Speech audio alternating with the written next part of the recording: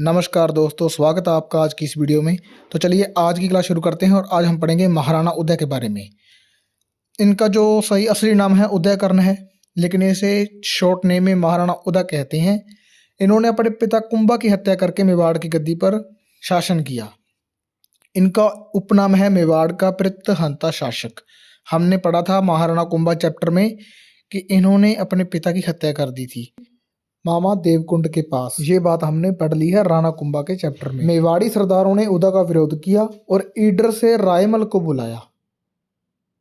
उदा व रायमल के बीच जावर नामक स्थान पर, जो उदयपुर में स्थित है, वहां पर एक युद्ध होता है जिसमें रायमल विजय होता है और आकाशीय बिजली गिर जाने के कारण उदा की मृत्यु हो जाती है।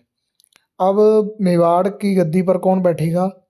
राणा रायमल।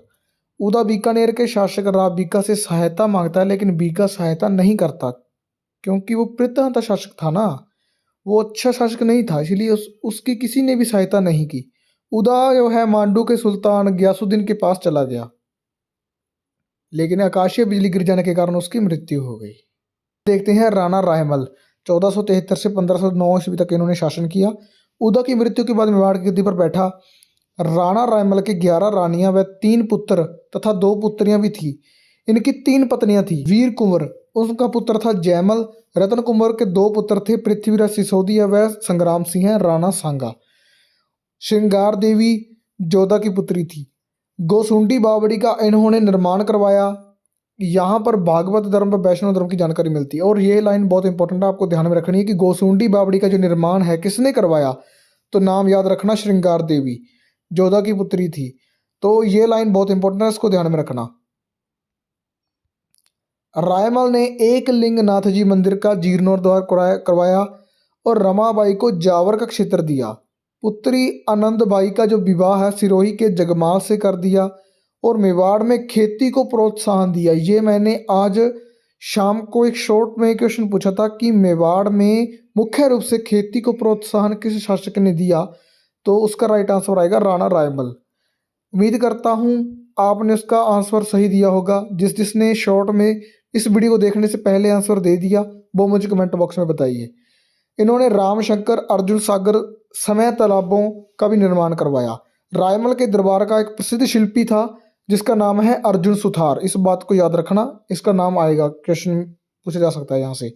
रायमल के दरबारी विद्वान कौन थे? भट्ट व महेश। रायमल के 3 पुत्र थे, पृथ्वीराज सिसोदिया, जयमल और सांगा। आपस में इन तीनों के उत्तराधिकारी को लेकर एक ज्योतिष के पास जाते हैं और उसको अपना हाथ दिखाते हैं और ज्योतिष क्या करता है कि राणा सांगा का राजयोग बताता है। तो पृथ्वीराज सिसोदिया गुस्से में आकर तलवार की हुल से सांगा की एक आंख फोड़ देते हैं। जो उनके चाचा हैं सारंग देव, उन्होंने तीनों भाइयों को समझाया और उनकी सुलह करवाई, लेकिन उसने एक बात बोली कि जो भीमल गांव की एक चारण महिला है वो जो भी कह दे वही सच होता है। तो ये क्या करते हैं, उसके पास जाते हैं, लेकिन चारण जाति की महिला ने भी सांगा का ही राजयोग बताया और कहा कि यह दोनों भाई दूसरों के हाथों मारे जाएंगे। कौन? पृथ्वीराज सिसोदिया और जयमल। उसके बाद क्या हुआ कि जो राणा सांगा है वो घोड़े पर बैठकर भाग जाता है और सवंतरी गांव में राठौड़ बीदा के पास जाकर शरण ले लेता है। अब जो जयमल है वो उसका पीछा करते हुए राठौड़ बीदा के पास पहुंच जाता है और बीदा ने राणा सांगा को गोडवाड़ प्रदेश की तरफ भेज दिया, लेकिन जयमल ने राठौड़ बीदा की भी हत्या कर दी। तो चलिए, राणा रायमल का जो चैप्टर है मैंने अच्छे से इसको पढ़ लिया है। आगे पढ़ेंगे हम राणा सांगा के बारे में कि कैसे उन्हें अपना शासन मिला, कैसे इन तीनों भाइयों के बीच युद्ध हुआ, यह सब हम अगली क्लास में पढ़ने वाले हैं। अगर आपको वीडियो अच्छी लगी तो वीडियो को लाइक कर देना और हमारे चैनल को सब्सक्राइब कर लेना। तो मिलते हैं नेक्स्ट वीडियो में। Thanks for watching.